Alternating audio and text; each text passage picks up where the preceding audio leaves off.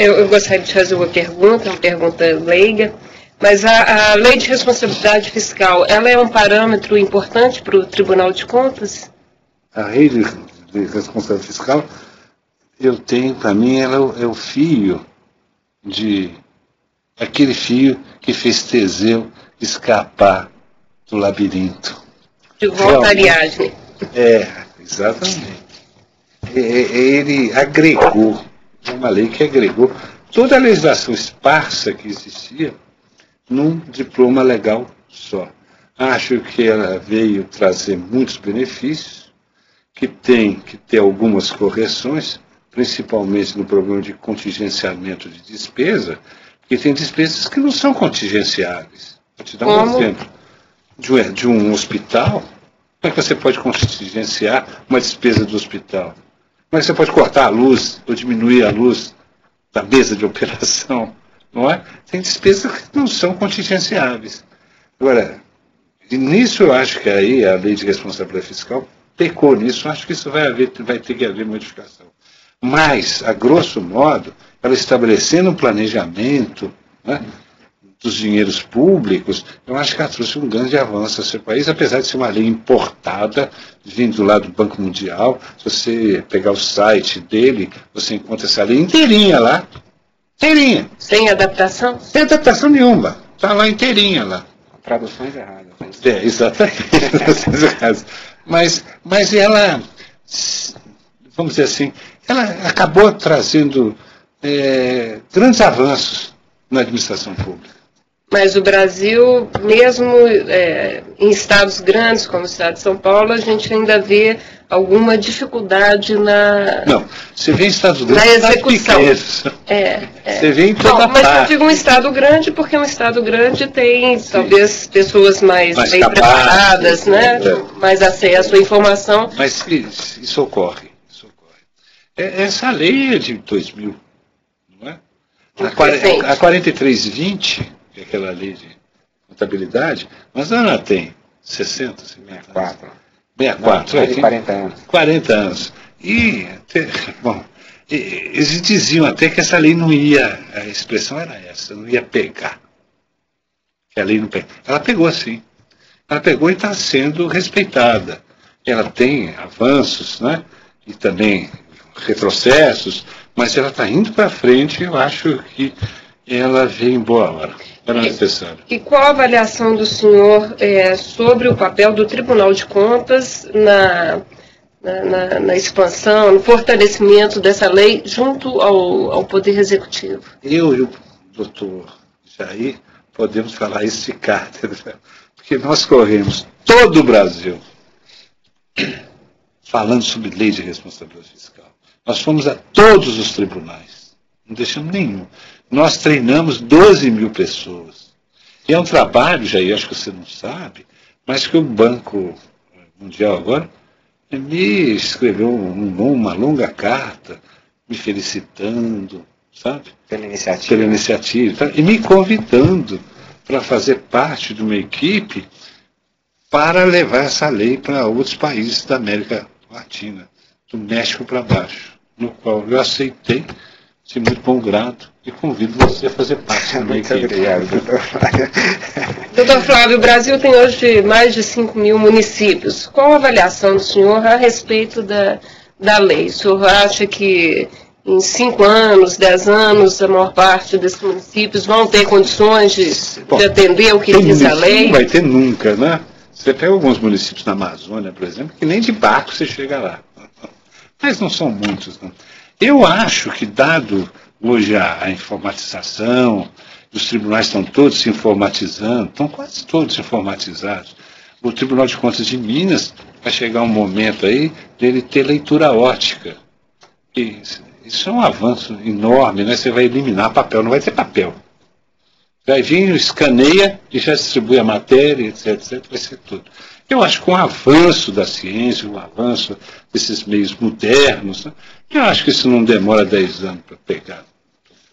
E para tempo de lei é pequeno. Não é verdade? Doutora Yara, assim, só para agregar uma informação mais específica em relação a essa atividade de controle especificamente, numa abordagem mais operacional, pessoas que se dirigiam ao Tribunal de Contas há alguns anos atrás e queriam verificar processos de prestação de contas, encontravam espalhados pelos corredores afora do TC, à época me parecia que chamava Divisão de Fiscalização de Municípios, o DEFON antigo, aqui em Minas, alguma coisa municípios, assim, o DEFON, não é? Algo assim. Então, que essa prestação de contas, tudo que se realizava vinha por papel a capital.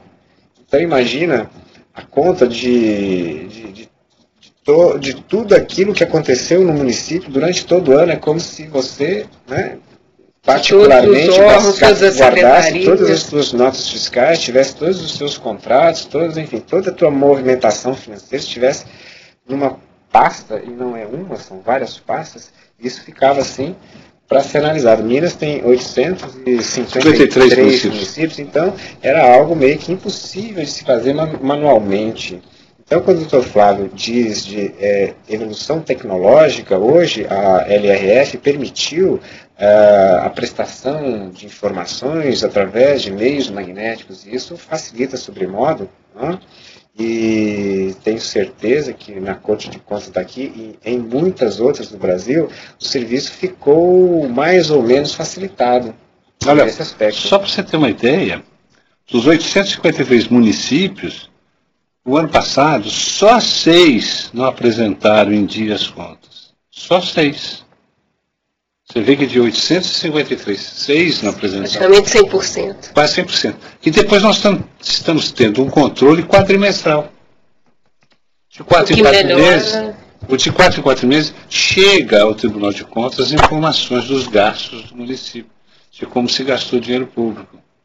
Então isso para nós facilita muito o trabalho. Né? O Tribunal de Contas pode ter inclusive uma ação preventiva. Olha, para você ter uma ideia, quando sai uma equipe aqui de fiscais, vamos dizer assim, nós chamamos de técnicos de controle externo, quando sai uma equipe, ela leva um laptop. E de lá mesmo ela joga tudo dentro do nosso computador. Tudo que achou de errado lá. E se a matéria se envolve, se o papel é falso, ele faz a apreensão na mesma hora do papel, tira um xerox, deixa lá e traz o papel, porque aquilo é prova. Aquilo não pode mais estar lá. Né? Então você vê que nós pioramos muitas vezes a atividade fiscalizatória. E da parte do executivo, os gestores, eles estão preparados para cumprir, para atender o que diz a lei? Então, pode ter certeza que estão. Estão, e como diz, como o Tribunal de Contas ele não atua nem antes, nem durante, depois ele atua permanentemente, é como eu estou dizendo para você, eu mando buscar o edital lá de licitação. Obviamente eu não mando buscar pequenos editais, isso aí vai ser examinado a tempo e a hora, mas as grandes obras, ou então certa expressão financeira que vai causar um prejuízo muito grande, isso vem para o Tribunal de Contas e a gente examina rapidamente aquilo se é válido, se não é válido. E a equipe do Tribunal de Contas, sinceramente, uma equipe muito boa. Olha, nós temos assim, sei lá, eu acho que, para você ter uma ideia, foi criado no Tribunal de Contas uma escola de contas, que o professor Jair foi até professor. Essa escola foi criada em 1995, durante a minha gestão como presidente. Ela já formou 10 turmas a nível de pós-graduação, de especialização. Né? Isso vale também como título. Então você tem 1.200 técnicos a nível de pós-graduação. Você vê que tem que ter valor essa equipe. Você só encontra isso no Judiciário ou no Ministério Público, que são os juízes e os promotores. Mas na administração pública você não encontra em lugar nenhum. Não é verdade? Então você vê que nós estamos preparados para enfrentar. Não é? Também para lutar. Doutor Flávio, foi mencionada aí uma palavra-chave muito importante, eu que o acompanhei, como foi dito, em várias etapas da disseminação da lei fiscal pelo Brasil, sempre me causou assim, uma impressão muito interessante aquela tua afirmação de que apenas um artigo da lei valeria ela própria. Verdade. Que é o artigo 45, que está, obviamente, também na linha de atuação do TC. Eu lhe pediria, então, para repetir... Estou pegando ela aqui. Da obra, a continuidade. Não, negócio, eu sempre lutei por isso. Eu sempre entendi o problema da continuidade de obras públicas. O que eu entendo, assim, um grande desperdício de dinheiro público é que se começa uma obra, para essa obra, e quem vem depois não continua a obra. Então nós sofremos esse grande desperdício.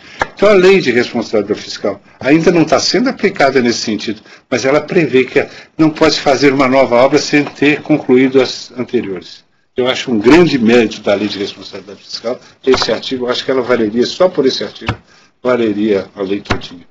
E há uma mecânica a nível de Congresso Nacional, onde a Comissão Mista de Orçamento, recebendo as informações do controle externo, ou seja, da Corte de Contas, deflagra um expediente para que eventual obra que se processa sob essa rubrica de irregularidade, essa obra ela é paralisada.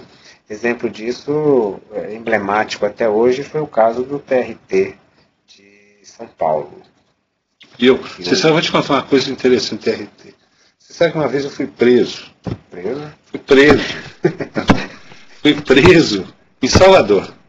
Eu estava vindo de Rio Grande do Norte, tinha estado num congresso lá. Quando eu desço em Salvador, eu vi que a Polícia Federal estava me cercando. E foi apertando o cerco. Foi apertando o cerco. Falei, mas o que eu devo? Não devo nada a ninguém, né? Aí isso disse que eu era a cara do juiz. Como é que ele chama? Nicolau.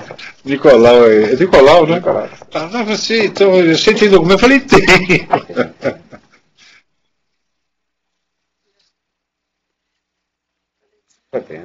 Bom,